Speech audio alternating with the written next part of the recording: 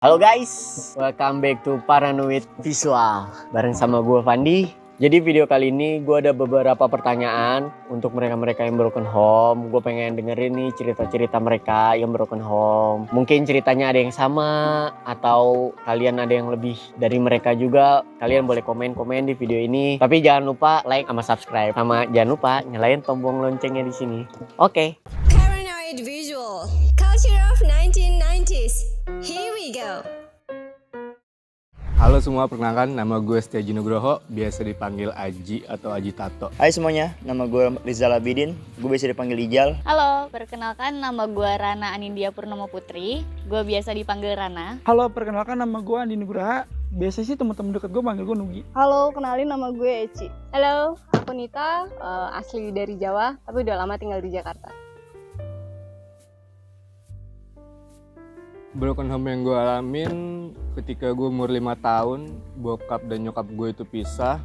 Gue tinggal sama nyokap sampai gue umur 6 tahun dan akhirnya gue di drop di rumah temen bokap di Bojong. Dan pada saat itu juga dari umur 6 tahun sampai gue umur 25 sekarang, gue tinggal sama bokap. Mungkin sebagian bakal bilang gue beruntung karena nyokap sama bokap gue itu pisah pas gue masih kecil. Tapi buat gue pribadi itu jadi satu yang pukulan karena gue nggak dapet figur orang tua yang benar-benar utuh. Karena dari kecil itu gue dirawat sama kakek nenek gue. Bokap gue ninggalin nyokap gue pas gue kecil. Terus yang gue denger dia tuh udah nikah lebih dari 2 kali setelah nyokap gue. Dan yang paling gokilnya lagi, dia punya anak namanya sama gue, Nindya. Kalau diceritain sih gue broken home dari bayi gitu.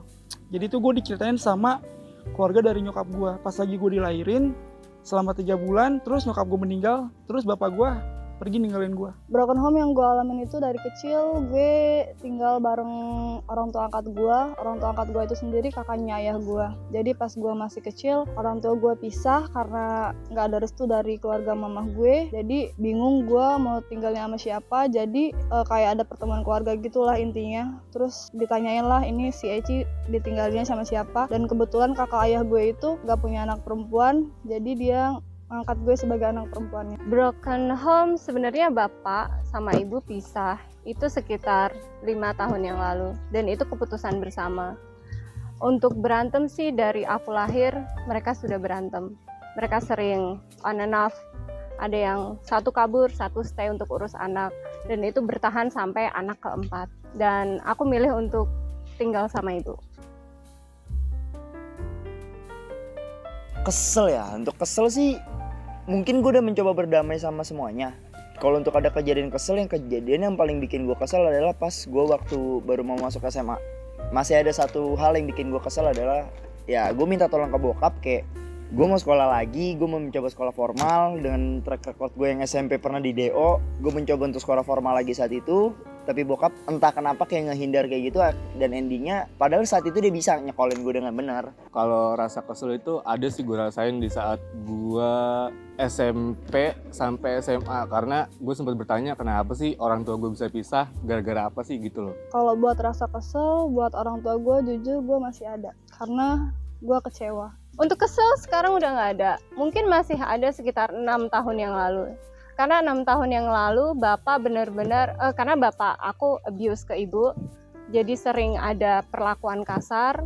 Tapi sekitar 6 tahun yang lalu aku ambil keputusan besar. Aku kasih ultimatum bapak dan aku memang ngelaporin bapak. Kasih ultimatum sekali lagi abuse ke ibu, maaf.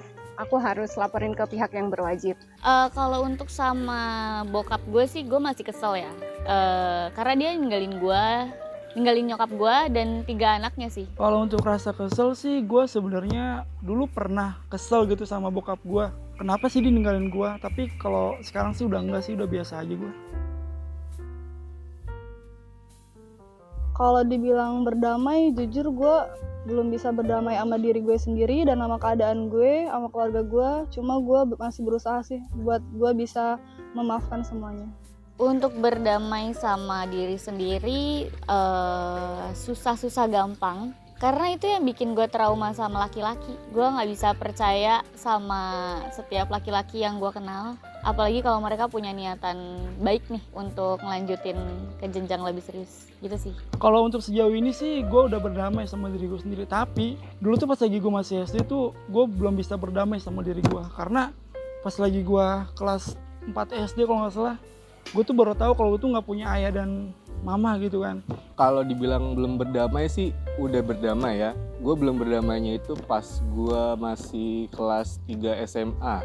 Kenapa gue bilang udah berdamai? Karena pada saat gue kelas 3 SMA, 1 minggu sebelum gue UN itu gue ketemu nyokap kandung. Gue berusaha nyari keberadaan nyokap kandung gue dan akhirnya ketemu juga berkat bantuan temen gue. Alhamdulillah udah berdamai sih, 100% berdamai. Justru aku berdamainya tuh saat sekitar 5 tahun yang lalu, terakhir bapak kasar ke ibu, terus aku ambil keputusan besar, aku ultimatum bapak, aku laporin ke pihak berwajib dan aku kasih ultimatum kalau bapak sekali lagi kasar ke ibu, ya udah proses aku lanjut. Itu hal yang bikin aku bener-bener damai sampai sekarang.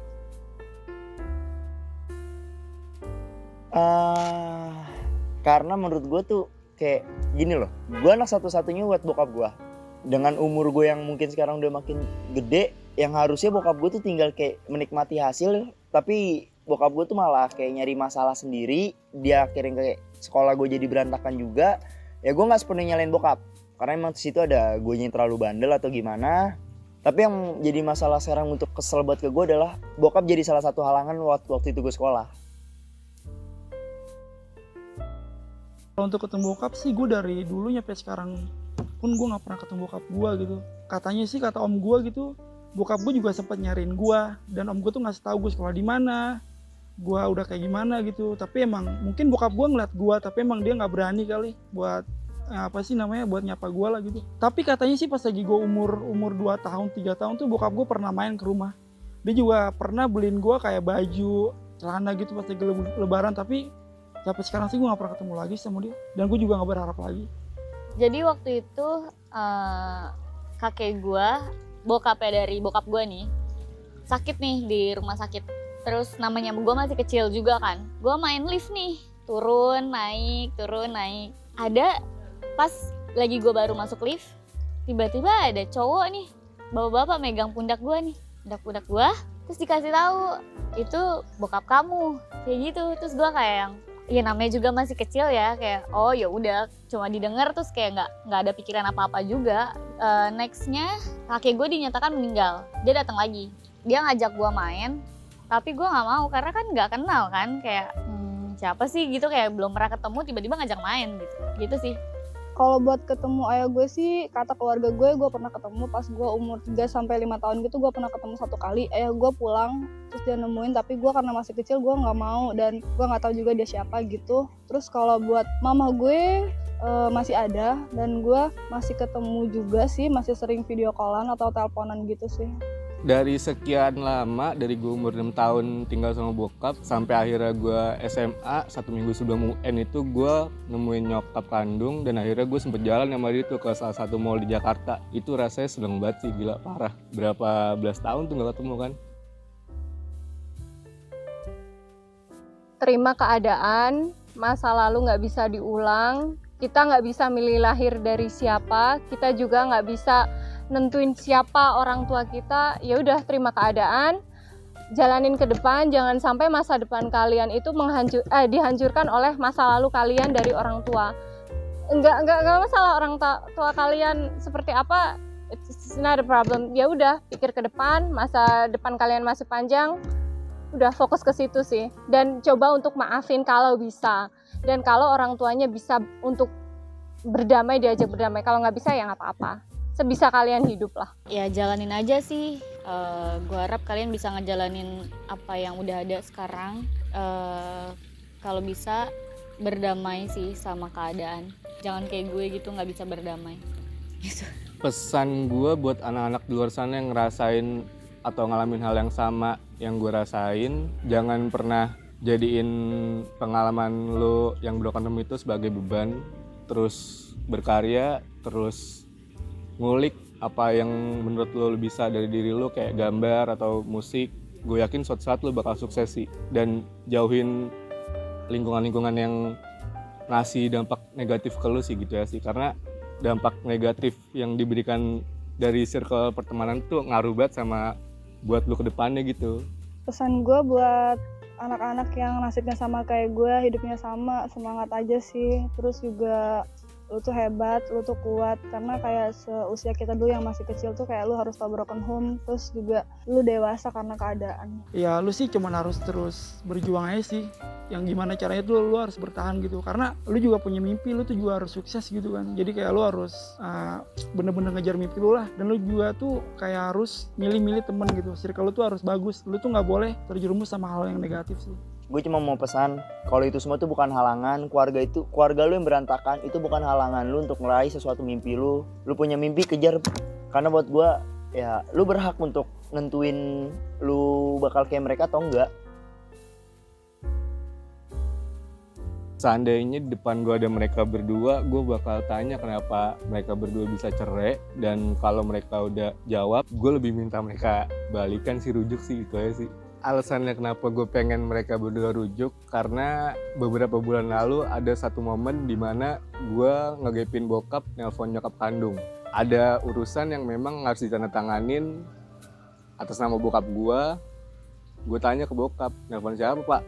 Nelpon ibu ya kan. Oh, dari situ gue ngerasa kayak anjir, gue ngerasa kayak ada di tengah-tengah mereka berdua gitu, ngerti gak sih lo? Itu yang gue butuhin banget itu. Buat ayah gue cuma mau bilang kenapa ayah menyia-nyiakan kesempatan dan umur ayah masih ada waktu itu nggak berusaha buat nemuin aku. Terus juga kenapa ayah selalu ngebanggain anak ayah yang lain, sedangkan aku nggak pernah ayah bilang, dan ayah selalu nutupin aku sebagai anak ayah. Sampai kadang aku sedih kalau misalnya ayah selalu ngebanggain anak ayah sendiri di depan aku. Terus kalau buat mama jangan terlalu egois, mama dengerin aku. Kadang memang banyak sih pertanyaan yang masih pengen aku tanya sama mama, cuma mama nggak bisa kadang diajak buat ngobrol, buat diskusi tentang keluarga aku dulu gimana, hidupnya aku dulu gimana. Udah gitu aja sih. Pak, Ijal tuh udah gede. Ijal udah bisa nentuin mana yang baik, mana yang buruk. Jadi, kalau emang Bapak pengen ketemu Ijal atau pengen ngobrol sama Ijal, please lah, nggak usah kayak seakan-akan ngedoktrin Ijal. Dan satu, Ijal tuh nggak perlu apa-apa, nggak perlu duit juga. Gue tuh cuma perlu lu ke rumah gua, lu lihat pencapaian yang udah gue capai sekarang, dan cuma ngomong I'm so proud of you. Udah, gue cuma minta itu. Oh, ada ibu ya? Ibu makasih, jadi contoh yang baik buat Nita, buat semuanya. Makasih ibu kuat, makasih ibu bertahan. Pokoknya makasih semuanya untuk ibu. Aku tahu ibu orang kuat, aku tahu ibu orang baik. Dan kalau untuk bapak, aku cuma pesan bapak memperbaiki diri. Mungkin bapak bisa menebus kesalahan bapak yang kemarin ke pasangan bapak yang sekarang. Udah, itu doang sih. Seandainya di depan gue tuh ada orang tua gue sih pengen ngucapin ya tenang mah di sana gitu kan, tenanglah di surga gitu. Sebenarnya sih Nugi pengen lihat banget sih mama gitu kan, kayak Nugi tuh pengen banget ketemu, tapi ya kita udah beda alam gitu, jadi ya nggak apa-apa. Dan Nugi udah terima sih. Makasih juga sih mah udah lahirin Nugi kan, udah ngandung Nugi 9 bulan gitu. Kalau untuk ayah sih, lu tuh pengecut gitu, lu tuh penakut gitu. Lu sih bagi gua nggak pantas disebut laki-laki sih. Lu tuh cuman berani berbuat, tapi lu tuh nggak berani bertanggung jawab gitu. Kalau untuk nyokap gue, karena dia udah nggak ada di dunia ini juga, gue harap mama baik-baik di sana.